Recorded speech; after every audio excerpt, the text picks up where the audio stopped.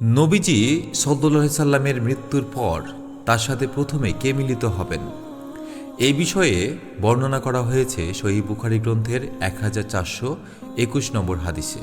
আয়েশা রাদিয়াল্লাহু আনহা হতে বর্ণিত, কোন নবী সহধর্মিণী নবী সাল্লাল্লাহু আলাইহি সাল্লামকে বললেন, আমাদের মধ্য হতে সবার পূর্বে মৃত্যুর পর আপনার সাথে কে মিলিত হবেন? তিনি বললেন, তোমাদের মধ্যে যার হাত সবচেয়ে লম্বা। তারা একটি বাঁশের কাঠির মাধ্যমে হাত মেপে দেখতে লাগলো। সওদা রাদিয়াল্লাহু আনহার হাত সকলের হাতের চেয়ে লম্বা বলে প্রমাণিত হলো। পরে সবার আগে জাইনাব রাদিয়াল্লাহু আনহার মৃত্যু হলে আমরা বুঝলাম হাতের দীর্ঘতার অর্থ দানশীলতা। তিনি অর্থাৎ জয়নাব রাদিয়াল্লাহু আনহা আমাদের মধ্যে সবার আগে তাঁর অর্থাৎ রাসূলুল্লাহ সাল্লাল্লাহু আলাইহি সাল্লামের সাথে মিলিত হন এবং তিনি দান করতে ভালোবাসতেন। দান সৎকার শুধু সম্পদ কামায় না, বরং নবীজি সাল্লাল্লাহু আলাইহি সাল্লামের সান্নিধ্য পাওয়ার পথ সুগম করে।